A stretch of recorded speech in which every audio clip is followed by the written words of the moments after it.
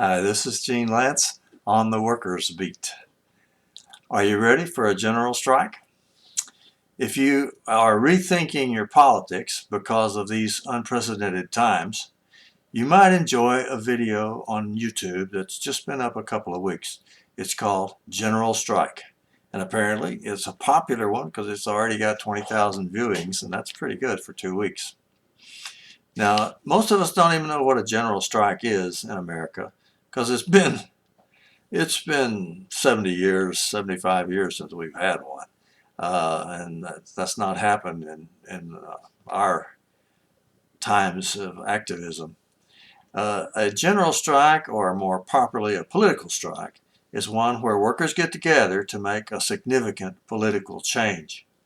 We've had a lot of them in America. In fact, some people say that they started in America, 1835. That's what the guy in the video says. But there are some that are commonly studied in labor history. For example, the general strike in Seattle in 1919, which I believe was the dock workers and the seafarers. The general strike in San Francisco in 1934, of course, was the dock workers that shut down the city, pretty much. And there was a general strike in Minneapolis in 1934, led by the Teamsters. Some really good books on that. Teamster Rebellion is one of them. And there was even a general strike in Houston as late as 1946. Not very many people know about this one. I've only found it in one book.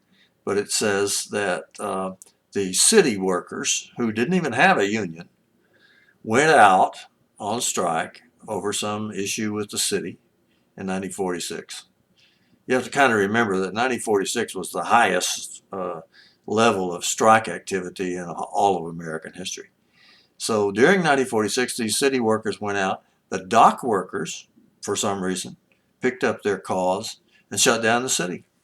So citywide general strikes are not uncommon in American history, although they're pretty uncommon now. However, there's not very many instances of a nationwide general strike. The railroad workers tried to shut down America in 1877, and they did a pretty effective job before the soldiers started killing them. And in 1886, of course, there was a worldwide general strike to try to win the 8-hour day.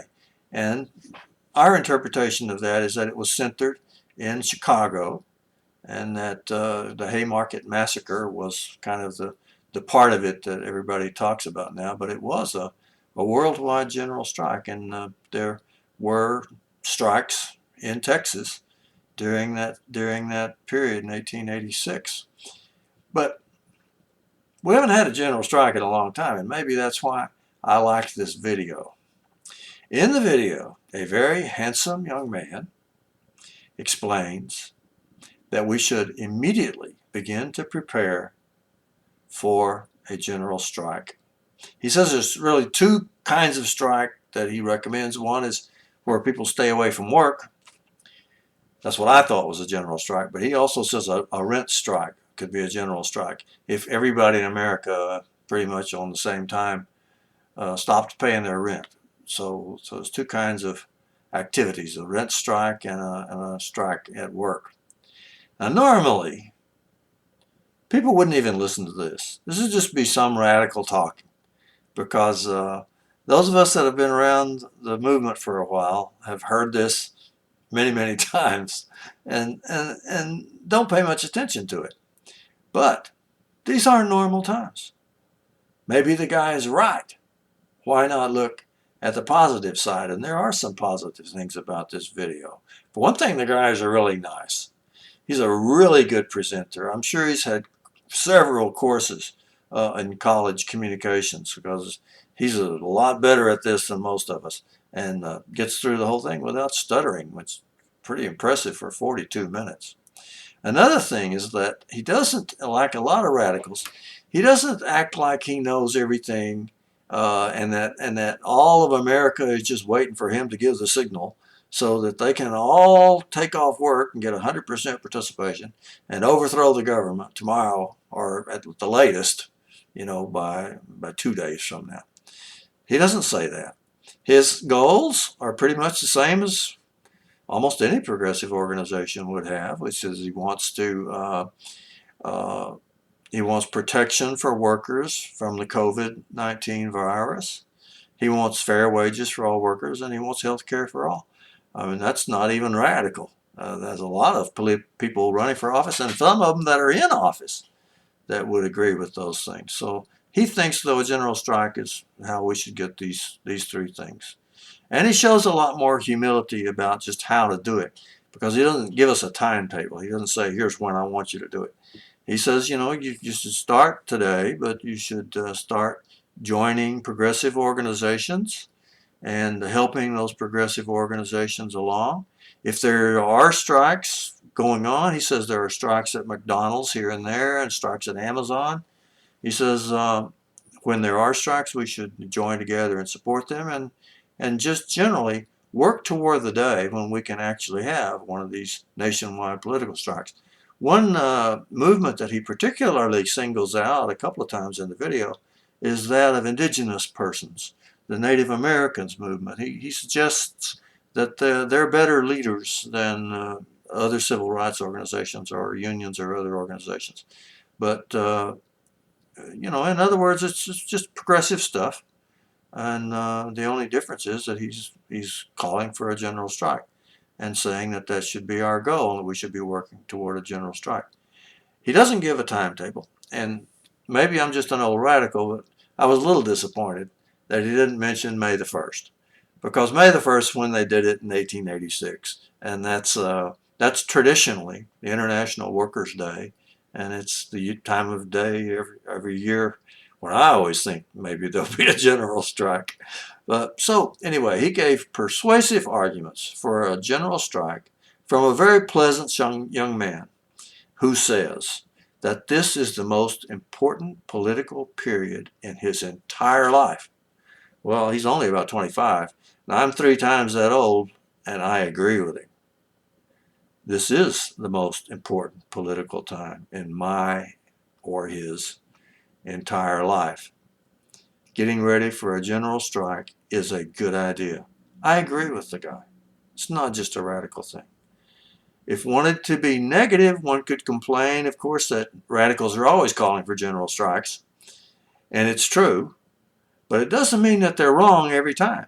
Maybe they were right before, and certainly there's more consideration for it now than at other times.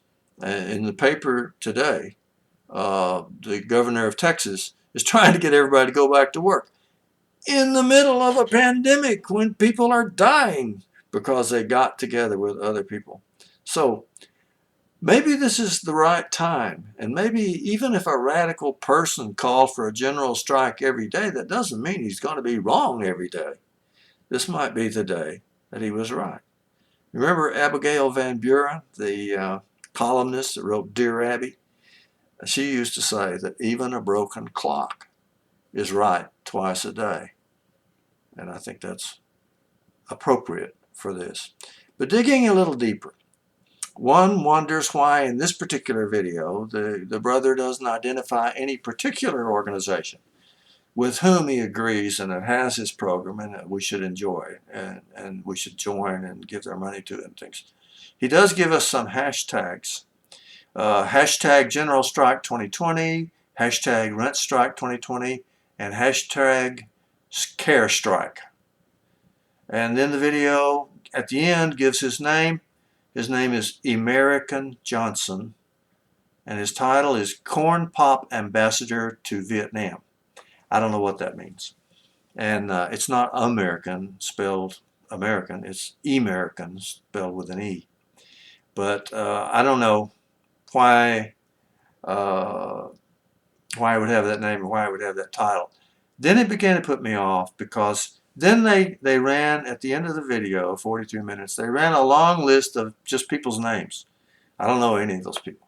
But in the background, while they're talking, they're reading a poem which is addressed to corporate America, and it has FU all the way through it. In fact, I think that's the title of it, is FU. And that's when I began to become a little bit critical about this video. Why, if you are hoping to organize everybody, why would you offend all the religious people? Why would you offend all the people for whom vulgarity is a big put-off? So is this an organization or a movement in which profanity is a requirement? Do you have to use language like that? I think that was kind of an off-putting. Then I got to thinking, who are these guys? What is their organization? They should have said, but they didn't. But there are some clues. For one thing, the guy had background behind the speaker, you know. It was just two colors, red, bright red, and bright black. Combination of red and black. Now red, of course, is traditionally the color of the workers' movement. It's been like that since the French Revolution. So red is our color. Black is the color of the anarchists. The anarchists, which is kind of a different movement. It's not exactly the workers' movement. Well, they would say it was the workers' movement, but it's really, really different in tactics. And when they start the video, the thing you click to start the video is an icon and a picture of a black cat. What else tips you off? He lists some progressive organizations that people might join. I never heard of any of them except the first one. The first one was the Industrial Workers of the World, the IWW. Aha.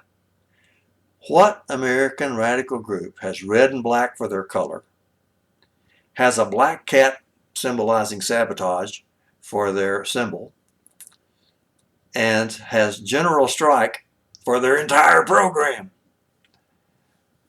It's the Industrial Workers of the World, the IWW.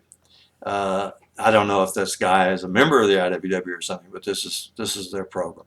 That all there is, there's only one thing that people can do, and that is organize into a general strike.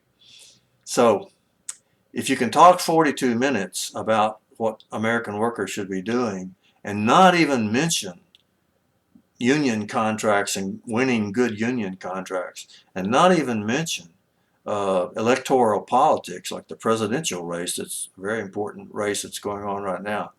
If you can do that and you can only talk about a general strike, yeah, you're probably from the IWW, the Industrial Workers of the World. And what an organization it is or was.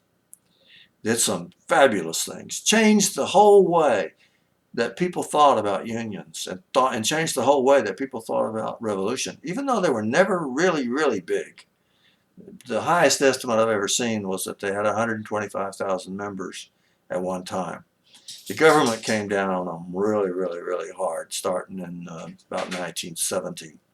And the IWW, nevertheless, was a very romantic, very great organization. And they wrote most of the songs that we still sing today.